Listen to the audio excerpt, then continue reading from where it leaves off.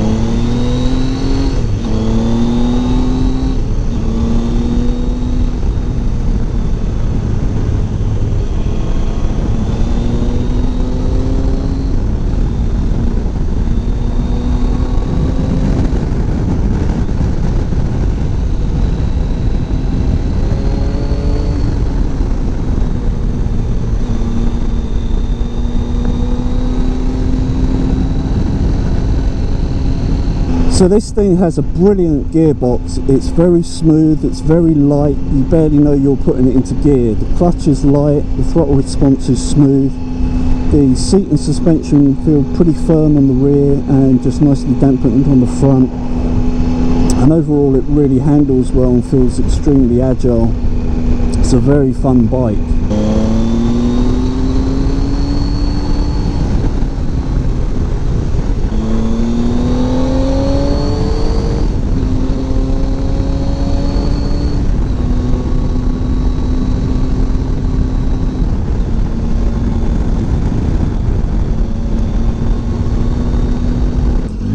Okay, let's see how she does in the twisties.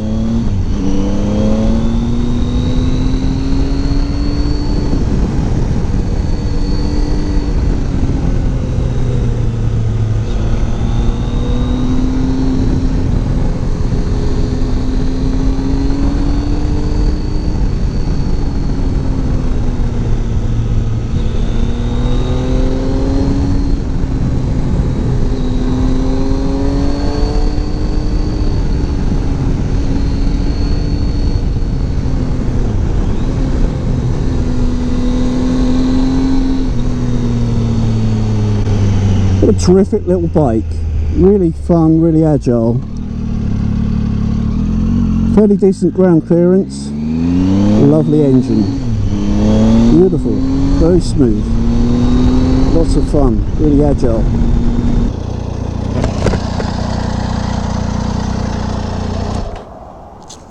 Smells new. It does smell new. Yeah, that thing's great. It is. Really, really fun. Very, very nice. It's very smooth. All the write-ups are spot on. Okay, we're now following Ed on the new Tiger 800 XRT. Absolute brand new bike this. So I've just put the first few miles on it, and now Ed is going to have some fun on it as well.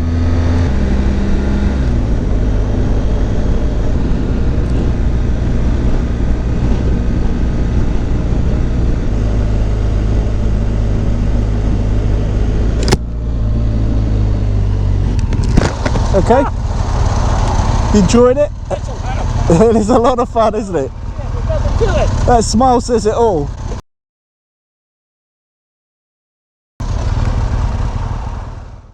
There are 6 Tiger 800s for 2018, 4 XR Road Focus models and 2 XC Off-Road Focus models. The bike I've tested is the top of the range road model, the XRT, in Silver Ice. The power plant is an 800cc inline triple, putting out 95 horsepower and 58 torques through a slick 6-speed box. The XR utilises a 19-inch front wheel with a 17-inch rear. Suspension is by Showa with preload at the rear and compression and rebound at the front. The instrument cluster is comprehensive, featuring a full colour TFT screen, and in the XRT's case, 5 rider modes, including a rider customizable mode. Weight is comparable with its competition at £446, which is about 202 kilo. Tank capacity is a generous 5 gallons, and fuel economy is reputedly excellent, and so it should provide a good fuel range. The XRs have a hand adjustable screen, which is easy to operate on the move. The exhaust is lighter, louder, and more free-flowing this year. Honda have supplied the suspension via a Showa subsidiary, and it really works well on bumpy roads. The throttle is ride-by-wire, and with the various modes, you can easily find a power delivery to suit you. Triumph claim over 200 updates for this model year, including a freer revving engine that spins up sooner and a lowered first gear to help getaways from a standing start. The XRT model has full LED lighting, including its spotlights, and even the instruments are backlit for easy identification after dark. Triumph's cruise control button used to be too small and hard to reach on the older Explorer 1200 model, but on the Tiger 800 it's a nice large button which is easy to flick on with your left thumb, and the menu navigating joystick is also simple and intuitive to use. Safety-wise is taken care of by Brembo brakes with ABS and an integral traction control system. Convenience-wise, the XRT features a 12-volt power socket near the instruments, heated grips and luxurious heated seats too. Triumph claims this bike is more eager to accelerate than the one it's sunsetting. Its better-looking exhaust now flows 22% more gases, and electronics-wise, particularly in terms of instruments, it now leads its competition. Suspension has been improved, providing a good balance between ride quality, feedback and handling. The new Brembo brakes offer appropriate power, they have a lot of feel and are very predictable. Build quality is a real strong point for Triumph nowadays, and the Tiger is no exception. The paint is bright, the lacquer is thick, and the logos are raised up and look classy. Triumph have sensibly not overtired the Tiger, which helps it steer sweetly and with little physical effort. The ergonomics of the bars, seat and screen have been well thought through, and the 5 positions of the screen really do alter the airflow significantly. The XRT also gains winglets on either side of the bike to help push colder airflows around the rider. The overseat height is easy for tall or average sized people. It will suit the vast majority of the people in either its low or high seat height setting. However, an XR Low is offered for the truly vertically challenged. Triumph is the oldest motorcycle manufacturer in the world, and they play to their heritage in terms of linking the 2018 Tiger right back to its 1936 ancestry. They're no more guilty of this marketing ploy than Harley Davidson or Indian are, but the reality is you're really only as good as your last gig, and on this balance the new Tiger is worthy of an encore. And here's why. The Tiger's power is not night and day different between the old and the new model, but the delivery is noticeably better, both in terms of smoothness and particularly the speed in which the engine spins up. Sensibly, Triumph have not chased headline grabbing peak power figures and instead have focused on a linear power and flat torque delivery. If you're anything like me and can spot a fly 80 miles ahead of you and yet struggle to clearly read a book that's right under your nose, then you will love the clarity of the all-new TFT instruments, which are available as standard on the higher spec Tigers. Some journalists complained that they initially confused the joystick and turn signals, but I found the turn indicator switch to be exactly where I left it, and the joystick beneath it never got in my way. With the exception of the metal expedition panniers not being standard equipment, or the heavy and some would say unnecessary electronic suspension of its bigger brother, Triumph have really thrown everything at the 800 in terms of its safety and convenience. One thing Triumph have been brilliant at for at least the last decade or more is making sure there are significant numbers of well-tested accessories for all of their new bikes available right from the day the bikes first hit the showrooms. They are developed in parallel by their suppliers during the R&D and test phases prior to production, and we, as the end customers, reap the direct benefits of that. Triumph have significantly improved the off-road prowess of their XC models this year, and although this is an XRT focused model test, I would say that if you're prepared to fit proper off-road tyres to your Tiger and ride it off-road for maybe 30 or 40% of the time that you ride, then you need one of the XC models, and preferably the top of the range XCA. Heated hand grips are available in this segment, but not heated seats, which the XRT has as standard. And that's a clear indicator that Triumph expect their owners to use their tool rounders all year round. And why not? It's well built and easy to ride. Now, styling is subjective, and while adventure bikes will always look more utilitarian due to the practicality of their design brief, I do think the Tiger casts a reasonable looking shadow. It's perhaps not as pretty as the Multistrada 950, but I think it's better looking than the BMW F800 GS in my personal opinion. Triumph are pushing the better in every way angle for the new Tiger, and although it hasn't rewritten the rules for this segment, this is a far more comprehensive update than a mere cosmetic makeover. The claims of state of the art for this sector at least are justified. On face value, on paper, initially the new Tigers can look reasonable to slightly pricey, but when you compare apples with their competition, when they are similarly spec'd out, the Triumph looks decent value. And they do have some genuine USPs, like the heated seats and the multi-themed colour TFT instruments. So speaking of themes, here is theme 1, which offers 3 subtly different screen styles to choose from. Additionally, the top of the range and off-road models, the XRT and XCA, benefit from theme 2, providing 3 additional screen variants. You'll also notice how each screen choice can be displayed in either low or high contrast settings, so everyone can find something easy on their eyes. So let's look at how the XRT compares with its lower model brothers. The base XR really is a base running gear model, devoid of many modern luxuries, but the XRX and XRX Low, which is effectively the same model with the lowering kit, do run it closer in a number of areas, adding LED DRLs, heated grips and cruise control for instance. But the XRT goes further still with its additional features such as backlit switchgear, centre stand, radiator guard, heated rider and pillion seats and extra riding modes. So particularly as technology tends to date so quickly, if you're interested in buying an XR, do yourself a favour and stretch to the XRT model. I think you'll be glad that you did. For many people, particularly with partners' views to consider, the colour of a bike can be a real deal breaker. So these are the colours available for both the XRT and the XCA models. My overall favourite colour is Corrossi Red, which unfortunately is only available on the XCA.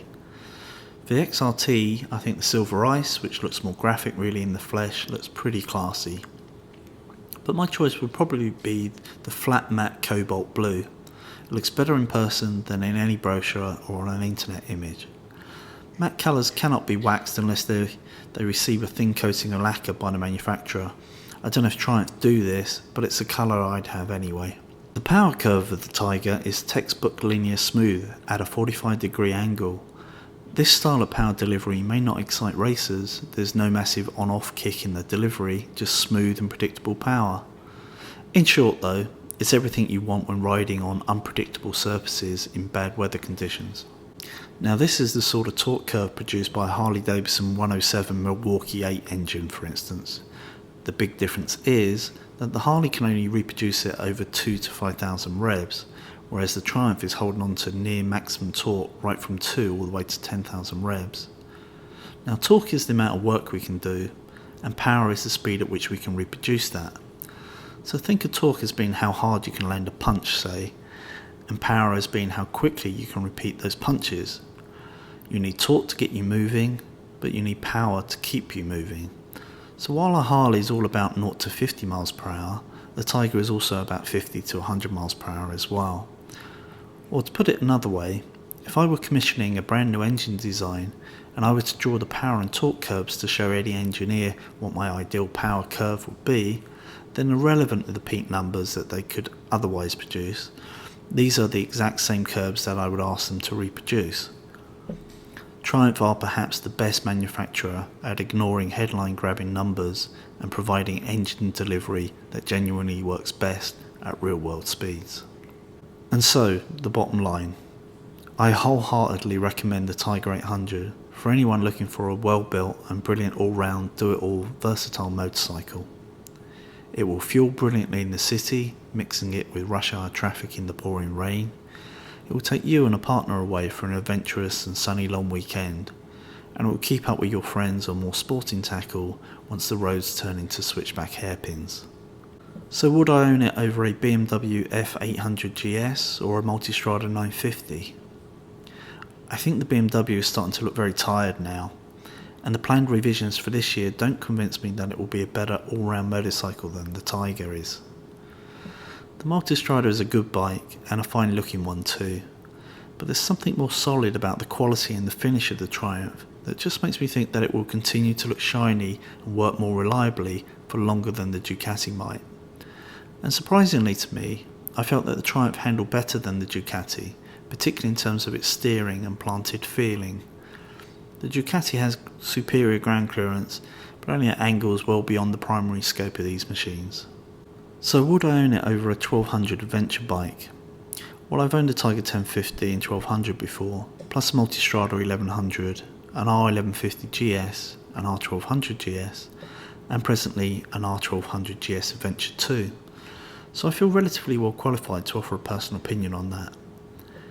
I think that unless you regularly carry a partner more than 200 miles in a day, or you like to take 2-week-long motorcycle touring holidays each year, then a smaller, more agile adventure bike for light touring and all-round use makes much more sense to me for more of the time.